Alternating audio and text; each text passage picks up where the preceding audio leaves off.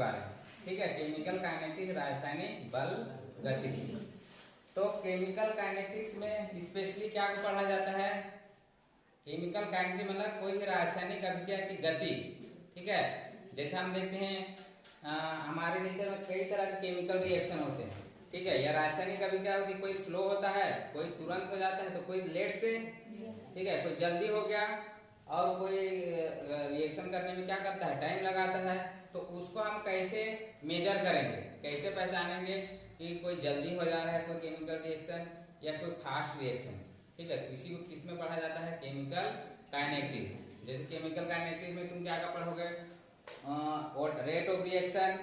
ठीक है, रेट कैसे बढ़ेगा घटेगा, rate of reaction, factor affecting of, जैसे क्या क्या पढ़ेंगे हम लोग केमिकल काइनेटिक्स में, वो पता रहना चाहिए रेट ऑफ रिएक्शन के बारे में। रेट ऑफ रिएक्शन हिंदी में क्या बोलेंगे? अभिक्रिया का वेग।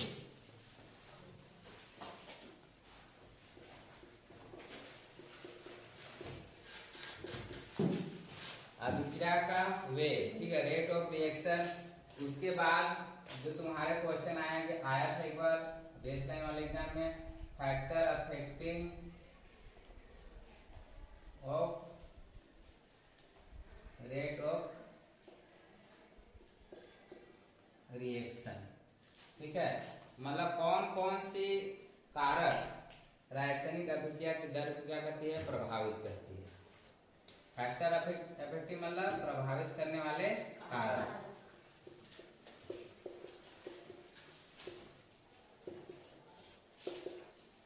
ठीक है, फैक्टर अफेक्टिव। उसके बाद कोई जो रासायनिक अभिक्रिया हो रही है या जो केमिकल रिएक्शन हो रहा है वो कैसे होती है? ठीक है, तो एक लाइन में क्या बोल सकते हैं उसका? Mechanism. Mechanism of chemical reaction मतलब अभिक्रिया की क्रियाविधि। अभिक्रिया की क्रियाविधि। ठीक है, अभिक्रिया की क्रियाविधि। अब इसके बाद इसी चैप्टर में तुमको आगे क्या जानना है? आर्हेनियस इक्वेशन के बारे में।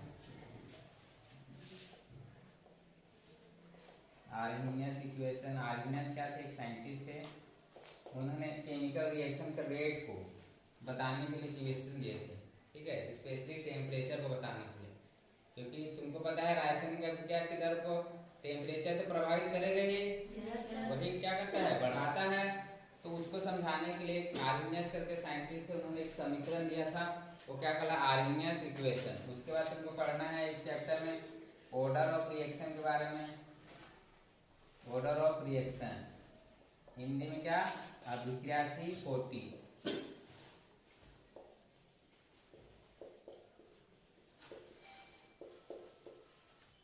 ठीक है, अभिक्रिया की कोटि के बारे में मतलब जैसे तुमको कई सारे केमिकल रिएक्शन दिए गए, उसको हम तुमको बताना है कौन फर्स्ट ऑर्डर का है, कौन सेकेंड ऑर्डर का है। ठीक है, अलग अलग ऑर्डर होता है, zero order, second order, first order, third order.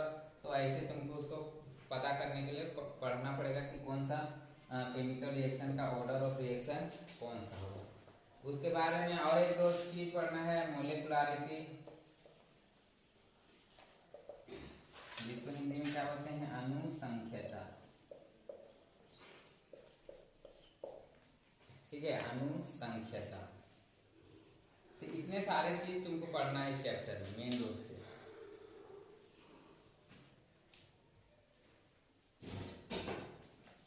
हो गया, समझ गए? तो सबसे पहले हम लोग देखते हैं रेट ऑफ रिएक्शन के बारे में। ठीक है, फर्स्ट देखेंगे रेट ऑफ रिएक्शन। तो जैसे कोई केमिकल रिएक्शन हो रहा है, ठीक है, कोई केमिकल रिएक्शन हो रहा है, उसको रेट को हमको डिटरमाइन करना है, मतलब ज्ञात करना है। ठीक है, जैसे मान लिया जाए, जैसे तुम नॉर्मली देखते हो कि कोई जैसे कोई दौड़ रहा है, या कोई जैसे तुम सबसे अच्छा एग्जांपल देखो, जैसे खाना पकाते हैं तो भी एक तरह क्या है? Chemical reaction. तो जैसे तुमको पता है कई बार खाना जल्दी बन जाता है, कभी तुमको जल्दी बनाना रहता है, कभी आराम से बनाना रहता है कि नहीं। तो अगर तुमको जल्दी बनाना रहता है तो क्या करते हो, तुम टेम्परेचर बढ़ा देते हो तो जल्दी से पक जाता है। ठीक है, तो ये अब उसका हमको रेट डिटरमाइन करना है। तो क्या करेंगे, टाइमिंग को नोट करेंगे कि जैसे खाना पक गया तो आधा घंटा में बना कि 15 मिनट में बना, तो उसके टाइम को क्या करिए, डिटरमाइन कर लेंगे। ठीक है, तो यही रेट को कैसे डिटरमाइन करेंगे, इसको केमिकल काइनेटिक्स या रेट ऑफ रिएक्शन में पढ़ा जाता है। अब यहाँ एक चीज याद रखना, ये याद रखने वाली बात है कि रेट ऑफ रिएक्शन किसको निर्धारित नहीं कर सकता या किसको हम लोग ज्ञात नहीं कर सकते। ठीक है, तो जैसे 3 तरह के केमिकल रिएक्शन में बताया। पहला बताया वेरी फास्ट रिएक्शन,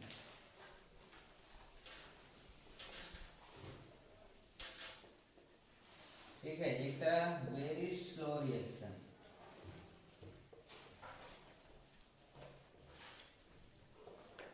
ठीक है, very fast reaction, very slow reaction, या एक होगा मॉडरेट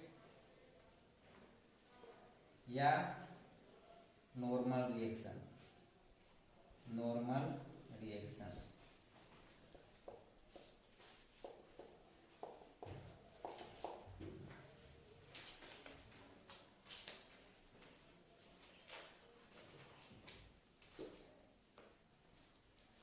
तो ये 3 तरह का रिएक्शन है। जैसे कोई वेरी फास्ट रिएक्शन है, मतलब जो तुरंत हो जाता है। ठीक है, जो क्या हो जा रहा है, तुरंत हो जा रहा है। तो ऐसे रिएक्शन के लिए हम लोग रेट ऑफ रिएक्शन डिटरमाइन नहीं कर सकते। अब तुम ही खुद ही सोचो, कोई रिएक्शन तुरंत हो गया तो तुम देख ही नहीं पाओगे कितना टाइम लगा, देख पाओगे नहीं पाओगे, तुरंत हो गया, तुरंत कंप्लीट हो गया।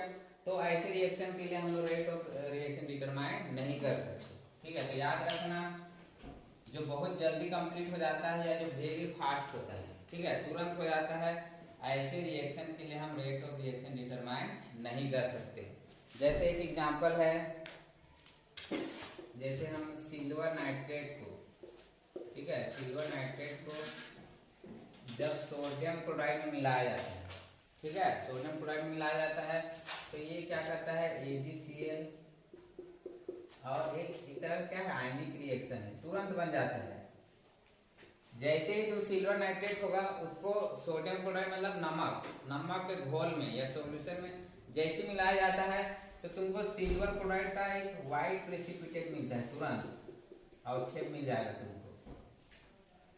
ठीक है, ये तुरंत हो गया, जैसे मिलाया तुरंत हो गया, तुमको तो टाइम ही नहीं मिला उसको डिटरमाइन करने के लिए। तो ऐसे रिएक्शन को रेट ऑफ रिएक्शन डिटरमाइन नहीं किया जा सकता है। दूसरा, जो वेरी स्लो रिएक्शन,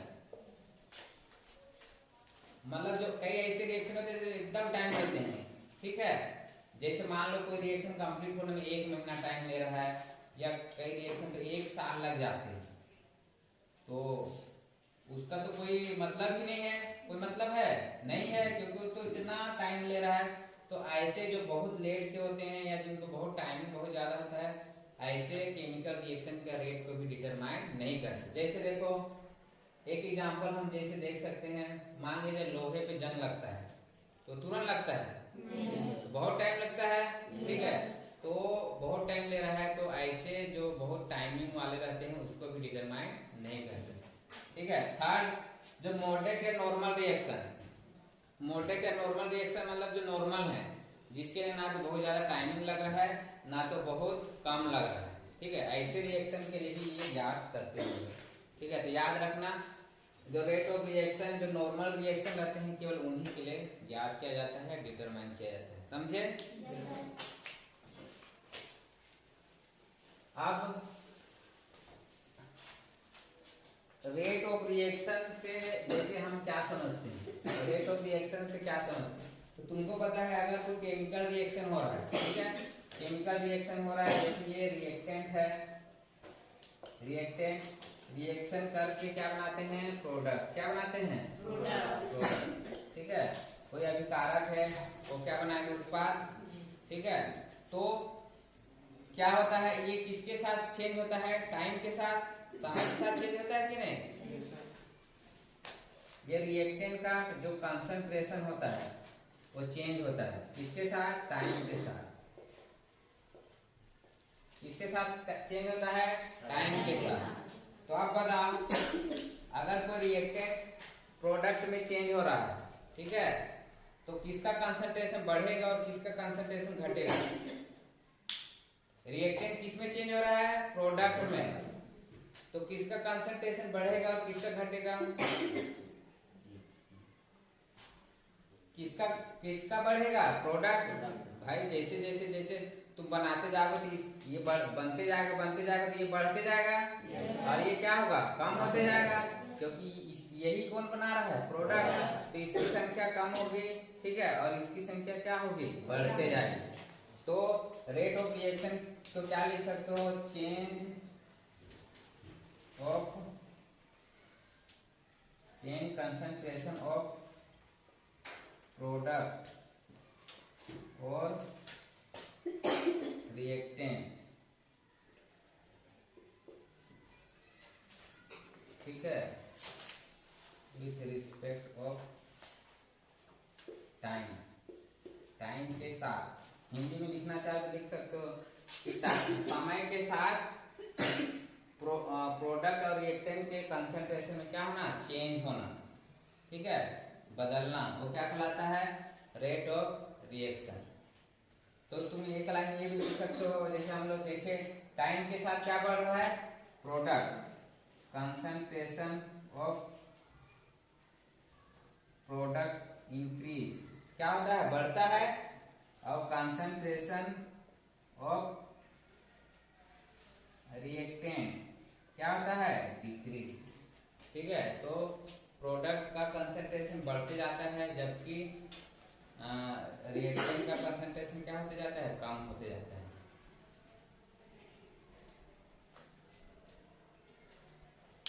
जैसे अगर सपोज हम इसके लिए ग्राफ बनाते हैं, जैसे ग्राफ बना के भी समझ सकते हैं हम लोग। एक ग्राफ है, ठीक है, एक ग्राफ है, तो दो ये ऐसे,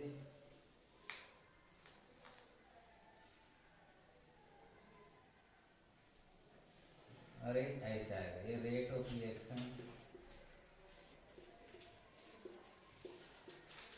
और ये टाइम, ठीक। एक ग्राफ हम लोग खींचे, रेट ऑफ रिएक्शन किसके सापेक्ष, टाइम के सापेक्ष।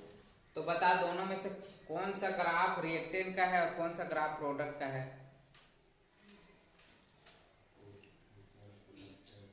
रेट ऑफ रिएक्शन या क्या है, ये कंसंट्रेशन, कंसंट्रेशन कौन सा रिएक्टेंट का है, कौन सा प्रोडक्ट का है, हाँ।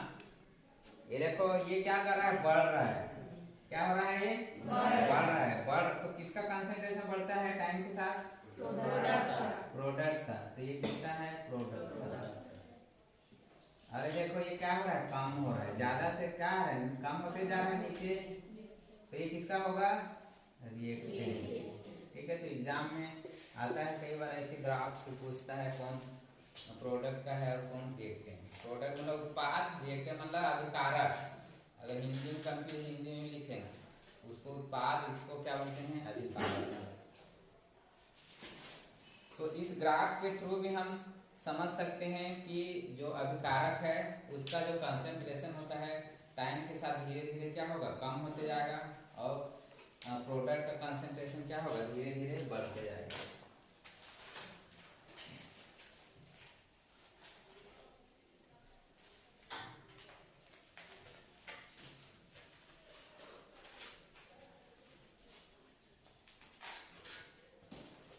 अब यहाँ पे और एक चीज हम लोग जान सकते हैं, एवरेज रेट ऑफ रिएक्शन कैसे निकालते हैं, ठीक है, एवरेज रेट ऑफ रिएक्शन। तो average rate of reaction, average मतलब औसत वेग, ठीक है, औसत वेग कैसे निकालते हैं। तो एवरेज, ठीक है, एवरेज या औसत वेग कैसे निकालेंगे। तो जैसे मान लीजिए कुछ केमिकल रिएक्शन दिया है, ठीक है, कोई केमिकल रिएक्शन दिया है, जैसे मान लिया जाए हम लोग एक एग्जांपल देते हैं तुम्हारे बुक का ही एग्जाम्पल ले रहा हूँ जैसे, ठीक है। N2O5 ये क्या होता है, ये इसका डिकम्पोजिशन होता है, टूट जाता है NO2 और O2 के फॉर्म, NO2 और O2 के फॉर्म।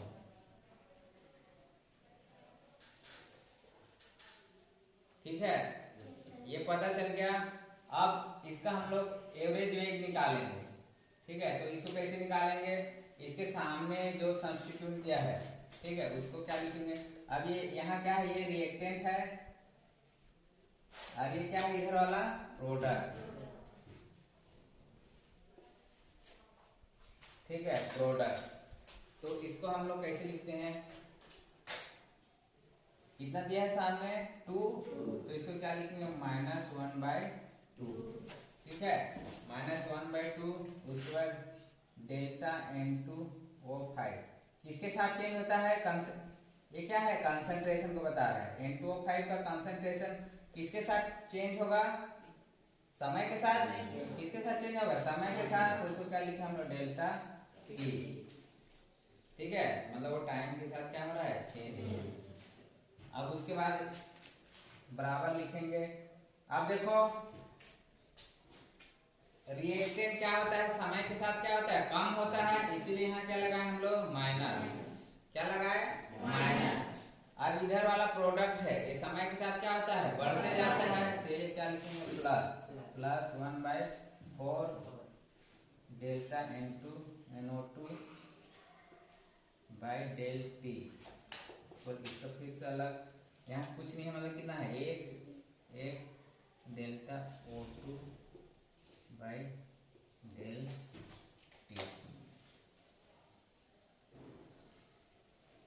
ये है इसका एवरेज वेग कैसे निकाला जाता है उसको बताने के लिए।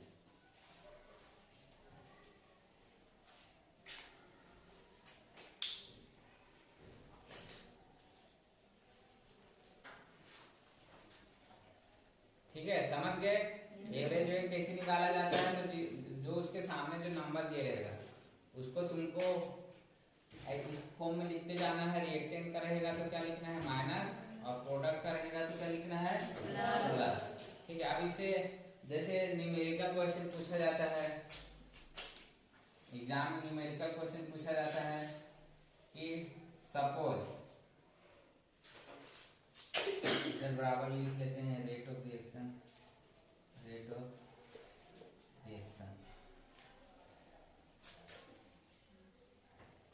ठीक है। जैसे मान लिया जाए क्वेश्चन में पूछा, ठीक है, जैसे इसी से मैं पूछ रहा हूँ N2O5 का कंसंट्रेशन दिया है तुमको।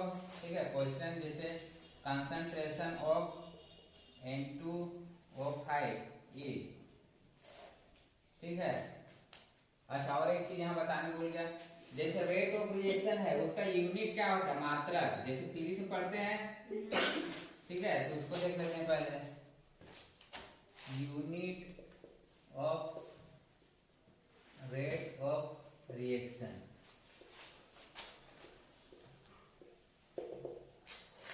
तो यूनिट क्या होगा, मात्रक क्या होगा। ठीक है, ये भी पता रहना चाहिए कि रेट ऑफ रिएक्शन या अभिक्रिया का वेग का मात्रक क्या होगा। मात्रक कैसे निकालते हैं, उसके फॉर्मूला से।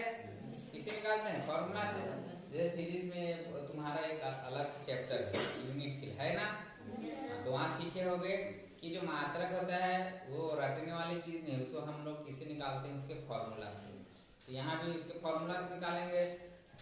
तो देखो हम लोग किसका निकाल रहे हैं, रेट ऑफ रिएक्शन का मात्रक निकालेंगे, यूनिट। ठीक है, तो जैसे हम लोग पढ़े रेट ऑफ रिएक्शन क्या होता है, समय के साथ रिएक्टेंट या प्रोडक्ट के कंसंट्रेशन में क्या होना, चेंज होना।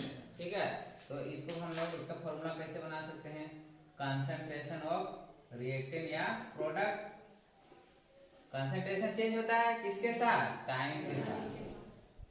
ठीक है, कंसंट्रेशन ऑफ रिएक्टेंट या प्रोडक्ट किसके साथ चेंज हो रहा है, टाइम के साथ। अब इसी से निकालो यूनिट क्या हो सकता है, तो कंसंट्रेशन का मात्रक क्या होता है, कंसंट्रेशन जैसे हम लोग पढ़े हैं विलियम सॉल्यूशन चैप्टर में, पढ़े हैं कि नहीं। पढ़े कि नहीं जी? कंसंट्रेशन या सांद्रता को किससे नापते हैं? मोल से। किससे नापते हैं? मोल से। तो ये इसका यूनिट क्या हो गया? मोल पर लीटर। ठीक है, मोल पर लीटर से नापते हैं। भाई सॉल्यूशन में हम पढ़े थे कि नहीं, 1 लीटर में कितना घुला हुआ है, कितना मोल घुला हुआ है, वही तो पढ़े थे। मोलरिटी, मोलिकुलरिटी सब भूल गए? हाँ, तो वही है। तो इसका यूनिट हम लोग कंसंट्रेशन या सांद्रता को पता चल गया, मोल पर लीटर। और टाइम, समय का यूनिट क्या होता है? समय को किससे नापते हैं? टी, सेकेंड से। ठीक है, सेकेंड, तो उसको लिख देंगे सेकेंड। समय के लिए हम लोग क्या लिख देंगे? सेकेंड। अब इसका यूनिट बन गया, क्या बन गया यूनिट? क्या लिख सकते हैं हम लोग? मोल, ये नीचे है तो क्या होगा? पर लीटर, मतलब इनवर्स लिखेंगे। ये भी नीचे है तो क्या लिखेंगे? इनवर्स। तो इसको हम लोग क्या लिख सकते हैं? मोल पर लीटर पर सेकेंड। तो तुमको यूनिट मिल गया रेट ऑफ रिएक्शन का, क्या होता है? मोल पर लीटर पर सेकेंड। समझे? हाँ, तो याद रखना रेट ऑफ रिएक्शन का यूनिट होता है मोल पर लीटर पर सेकेंड।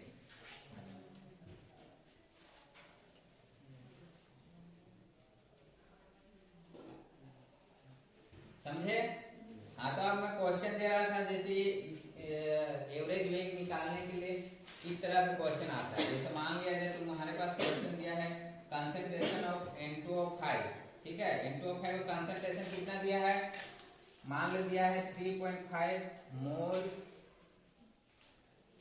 पर लीटर। ठीक है, मोल पर लीटर पर सेकेंड कितना दिया है? ठीक है, कंसंट्रेशन दिया है N2O5 का कितना? 3.5 मोल पर लीटर पर सेकेंड।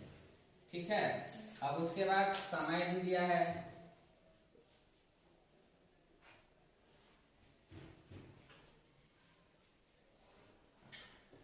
ये टाइम के साथ ही दिया है। ठीक है, N2O5 मोल पर लीटर पर सेकेंड, टाइम भी इसी के साथ इंक्लूड है, पर सेकेंड दे दिया है।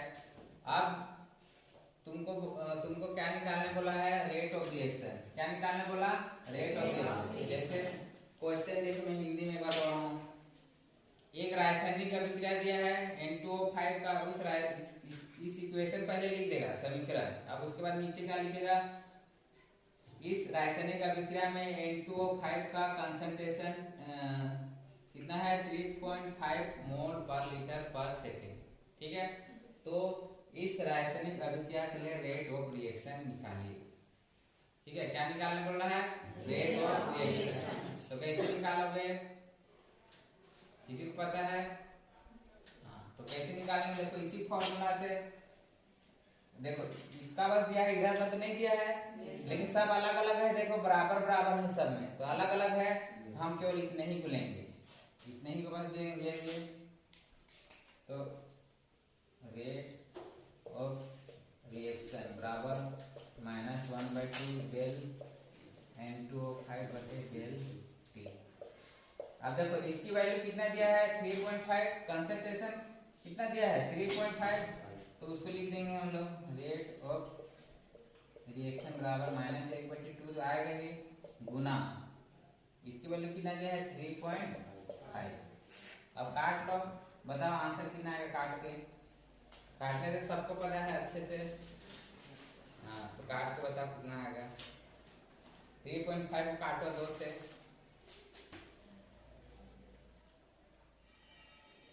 कितना आएगा? जल्दी बताओ। 7.0। और कहाँ गलत गलत बोल रहा है जी? तो गुना करने थोड़ी बोला मैं। अब देखो फिर इतना बेइज्जती, अभी 6वीं कक्षा किसी गुलाम है।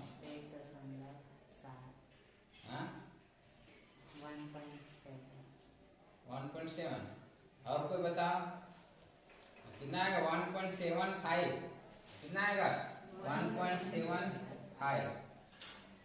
भाई इसको काटो, 3.5 को 2 से भाग जाएगा, 2 एकम 2, फिर 1 आया तो 2 सत्ते 14, फिर 1 बचेगा, 2 बचे 10, तो 1.75। तो ऐसे न्यूमेरिकल तुमको पूछ सकता है। तो तुमको कुछ नहीं करना है, इसका जितना दिया रहेगा उसको रखना है और इसके सामने जो रहेगा उससे क्या करना है, तुमको डिवाइड कर देना है। तो रेट ऑफ रिएक्शन क्या होगा, निकल जाएगा। ठीक है, तो ये था रेट ऑफ रिएक्शन। इसके आगे हम लोग कल देखेंगे फैक्टर अफेक्टिंग किसी भी केमिकल रिएक्शन के रेट को क्या क्या इफेक्ट करती है। तुमको पता है सबसे ज्यादा कौन कौन इफेक्ट करता है, कौन सा, कोई केमिकल रिएक्शन हो रहा है, कौन कौन से प्रभावित करती है रासायनिक अभिक्रिया की दर को।